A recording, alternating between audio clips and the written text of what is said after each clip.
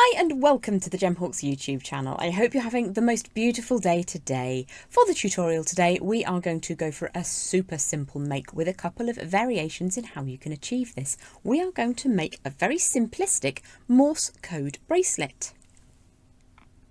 So Morse code, as you're probably aware, is made up of dots and dashes, and we are going to just go for a 3-letter example. We're going to go for the letter I, the letter L, and the letter Y, which stands for I love you, which I think is utterly charming. Now, the Victorians kicked off something of a craze way back when, and they would use the initial letters of precious gemstones to spell out the word adore. So there would be amethyst, diamond, opal, ruby, and emerald in a piece of jewellery, and they would send this to the person that they were sweet on, and the family wouldn't have the faintest idea. That's the theory anyway. It made something of a resurgence back in the 80s and 90s, certainly in the UK, and it's a really cute little trend, and as is, I believe, Morse code jewellery. So we're going to head down to the board, we're going to have a look at a couple of examples, and then we'll go through some basic tutorials to create your very own Morse code bracelet.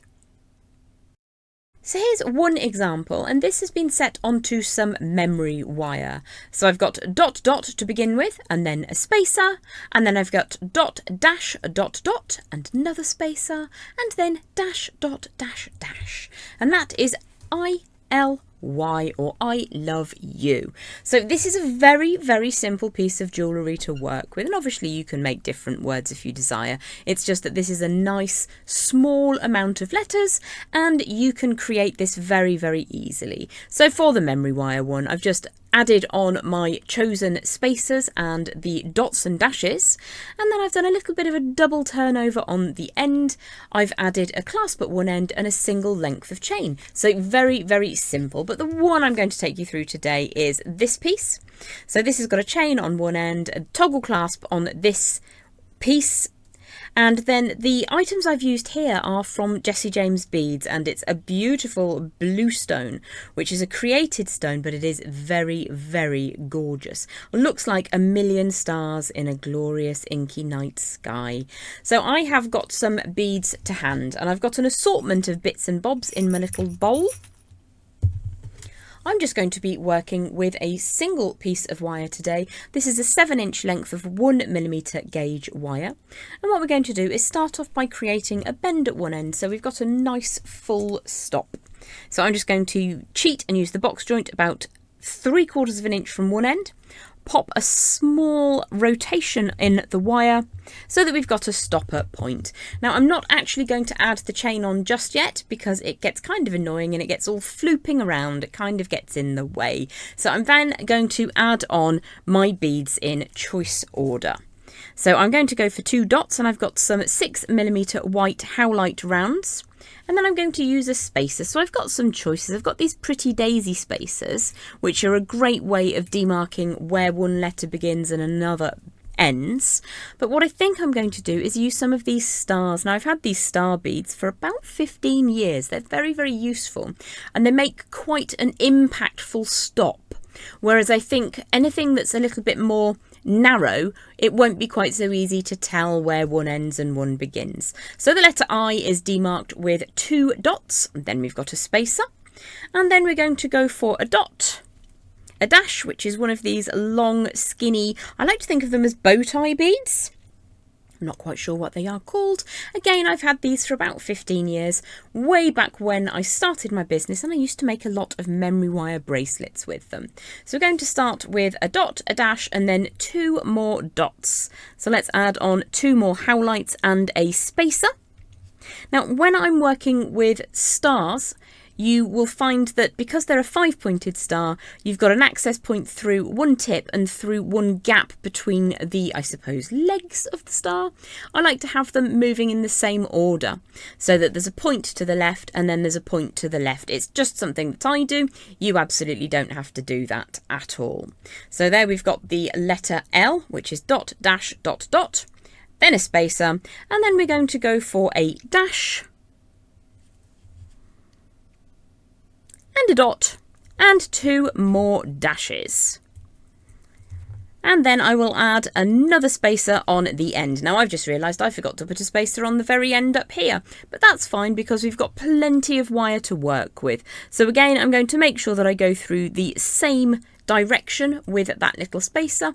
If they're round spacers, it doesn't make any difference whatsoever.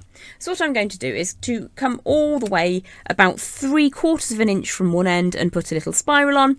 I'm going to use the small side of my memory wire finishing pliers, which is how I created those very, very even, neat looking loops on the end of my memory wire section, and just spin that around. And what that will enable me to do is to just draw this back, find the cutters and just take a little bit of the end off here. I've got enough space in my design to enable me to think it through and properly add the beads, which is one of the reasons I always start with slightly more wire than I need. Now what I do want to have is a little gap so that I can get one wrap of wire either side of those little spacer beads. So if I just grip across that wire like so, make sure there's a space at the other end, turn that around. Now we really don't need a huge amount of wraps of wire. I'm working with 1mm 18 gauge wire. It's reasonably strong. As long as I've got like a wrap and a half, that will be more than adequate. So there's any number of ways that you can thread this up. If you're not really all that much into wire, you can of course use a beading thread and then crimps at the end. You could even forego the spaces on either side of the little message and instead use crimps and crimp covers just to highlight where it begins and where it ends. I've got a little scrap of chain here, which is a beautiful antique bronze colour heart chain, and I'm going to add that onto one end and then a clasp on the other end. So before I start wrapping with that piece of wire, I'm just going to create a bit of a form. Now the beads I'm working with are relatively strong. The metal one's certainly stronger than the gemstone, but I'm still going to take my time to just kind of create that semicircular or back of the wrist arcing form. It just means that when you wear the piece, it will be much more comfortable than having a straight bar. You can of course make with straight bars, you just end up with you would need much smaller beads. So on one end we're going to add a piece of chain in, and then we're just going to go for a very simplistic wrapped loop, and it will probably be one single wrap. Just got to make sure that that goes into the right place.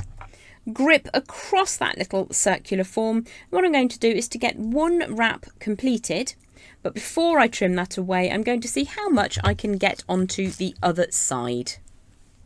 So I have a simple lobster clasp, which I'm going to put in at the other end. Just make sure I've got enough space to do that little single wrap, and if I've not, I'll just start with another piece of wire.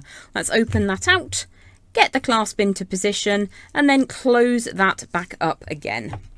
Now you can of course go for two smaller lengths of chain and then bring the clasp to the centre of those two smaller pieces, but I like the idea of having just connections at one side. Let's bring that around. I think I'm going to be able to get one rotation of wire around that central core, and if you need to, you can grab a second pair of pliers just to make that slightly easier.